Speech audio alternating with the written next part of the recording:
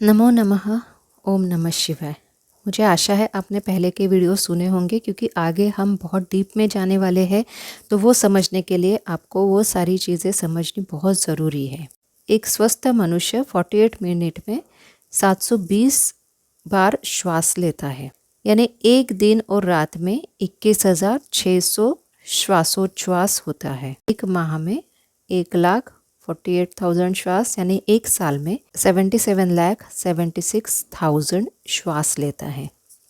हम जो श्वास लेते हैं उसे ही स्वर विज्ञान में प्राण कहा गया है, जो कि हमारी सारी क्रियाओं को संचालित करते रहते हैं, हमारे चक्रों को एक्टिवेट रखते हैं और हमारी ऊर्जा को बढ़ाते रहते हैं। जैसे जैसे हम बड़े होते जाते हैं, हमारी गलत दिनचर्या, खान पान, सोने जागने की आदतें बदलते समय के कारण हमारी नाड़ियों की टाइमिंग बदलती रहती है। कुदरत के साथ हम कटने से लगते हैं। बस यही से हमारे जीवन की गड़बड़ी शुरू हो जाती है। पिंगला का संबंध सूर्य से है और ईड़ा का संबंध चंद्रमा से है। सुषुम्ना नाड़ी का संबंध आकाश से है, यानी शीतलता और गर्मी के बीच का संतुलन का काम करती है। जैसे कि एक तापमान कंट्रोल करने वाली मशीन हो, वैसे यह काम करती है। इसी तरह ईड़ा, पिंगला और सुषुम्ना नाड़ी हमारे शरीर के तापमान को निश्चित तापमान में बनाए रखने में मदद करती है। हमारे हिंदी कैलेंडर के अनुसार हमारे जन्म के समय प्रकृति के साथ इन नाड़ियों का क्रम किस हद तक सुव्यवस्थित होता है, यह भी दिया हुआ है। कृष्ण पक्ष के प्रतिपदा को सूर्योदय के समय नवजात बच्चे के शरीर में पिंगला नाड़ी शुरू हो जाती है, जबकि शुक्ल पक्ष के प्रतिपदा को सूर्योदय के समय ईड़ा नाड़ी चलनी शुरू हो जाती है। यानी जैसे ही प्रकृति से बच्चे को गर्मी मिलनी शुरू हुई, उसके शरीर में ईड़ा नाड़ी शीतलता देनी शुरू कर देती है। पक्ष बदलने पे इसके विपरीत हो जाता है। नवजात शिशु का हर कार्य नाड़ी के अनुकूल होता है। बच्चे को जब भूख लगती है तो उसकी पिंगला नाड़ी चलती है, पेशाब करता है तब ईड़ा नाड़ी चलती है, मलत्याग करता है तो पिंगला नाड़ी चलती है, क्रोधित होता है तो पिंगला नाड़ी चलती है। सुषुम्ना नाड़ी के चलते ही बच्चा सो जाता है। सुषुम्ना के चलने पर वह प्रसन्न होकर खुद से खेलने लगता है, मुस्कुराने लगता है। यह सब होता है नवजात शिशु में। आपने ये भी सुना होगा, खाना खाने के बाद हमेशा पहले आधा घंटा बाई करवट लेनी चाहिए, क्योंकि उस समय पिंगला नाड़ी एक्टिवेट होती है और हमारा डाइजेशन अच्छे से होने लगता है। इसी तरह पेशाब करते समय ईड़ा नाड़ी चलती है, जो किडनी और यौन शक्ति में कमी जैसी बीमारियां नहीं होती।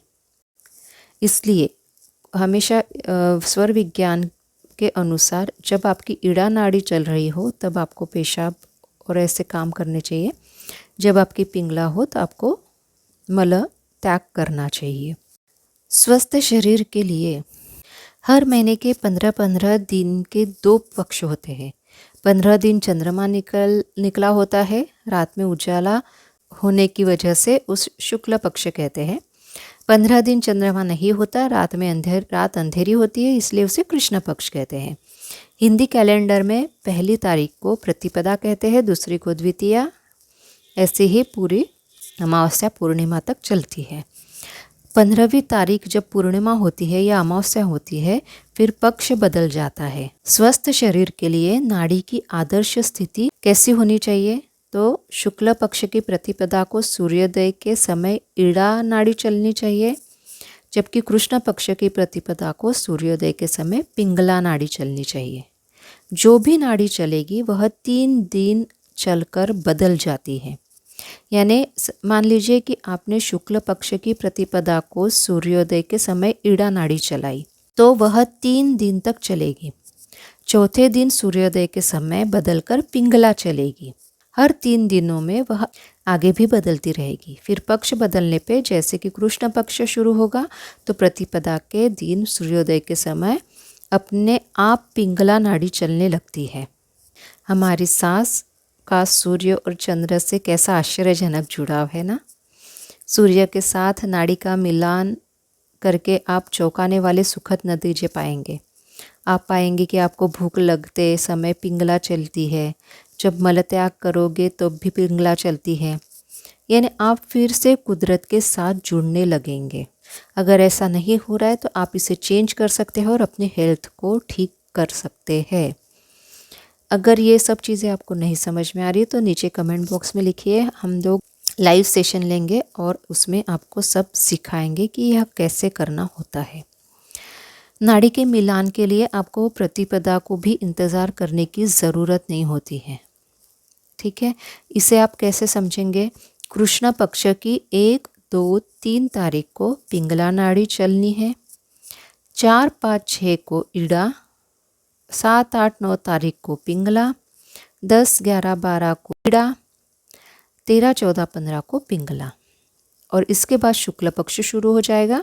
तो शुक्ल पक्ष की प्रतिपदा को फिर 3 दिन ईड़ा का नंबर आ जाएगा, ठीक है। इसी तरह आप अपना क्रम देख सकते हैं।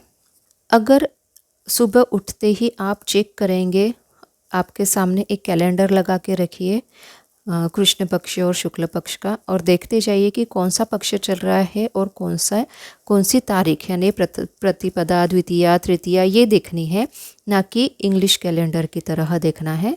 अगर प्रतिपदा, द्वितीया, तृतीया इन तारीखों पे जो नाड़ी बताई है वह नहीं चल रही है तो आप उसे तुरंत चेंज करके फिर आप उठ सकते हैं। तो आँख खोलते ही पहले चेक कीजिए, अगर आपकी पिंगला नाड़ी चल रही है लेकिन उस दिन आपको इड़ा चलानी है तो 10 मिनट के लिए आप राइट करवट पर सो जाइए तो आपकी इड़ा नाड़ी शुरू हो जाएगी। अगर आपकी इड़ा नाड़ी चल रही है लेकिन पिंगला चलानी है तो आप कुछ देर के लिए लेफ़्ट साइड पे सो जाइए तो आपकी पिंगला नाड़ी चलने लग जाती है। इससे कुछ दिनों में ही आपका पूरा सर्कल जो है, आपके साइकिल जो है वो रेगुलर हो जाएगी। आपने देखा होगा ऋषि मुनियों के पास हमेशा एक मेडिटेशन का एक दंड होता है जो कि वो अपने बगल में दबा के रखते हैं। यही रीज़न है कि वो जो नाड़ी चलानी है उसे शिफ्ट करते हैं। अगर आपके पास वो दंड नहीं है तो आप अपनी मुट्ठी बांध लीजिए, जो नाड़ी चल रही है उसे आपको बंद करना है तो उस साइड के आर्म पिट में आप मूठ दबा के बैठ जाइए तो अपने आप दूसरे साइड की नाड़ी शुरू हो जाएगी। दूसरा तरीका है कि आप प्राणायाम करके भी अपने श्वासों से, यानी नासिका को दबा के रखिए, जो नाड़ी चेंज करनी है उसको, जो चल रही है बंद करनी है उसे दबा के रखिए तो दूसरे साइड की नासिका खुल जाएगी और आपकी नाड़ी शुरू हो जाएगी। याद रखिए, ज्योतिष शास्त्र में चंद्रमा को मन का कारक कहा है, तो इसीलिए मन का और हमारी नाड़ियों का बहुत ही ज़्यादा संबंध है। सूर्य को आत्मा का कारक कहा गया है, इसलिए सूर्य का और हमारी हेल्थ और हमारी श्वासों का बहुत संबंध है। तो इन सब के लिए आपको यह डिटेल में समझिए, नहीं समझ में आ रहा है तो आप लिख सकते हैं कमेंट में, मैं फिर से कोशिश करूँगी समझाने की। Thank you so much.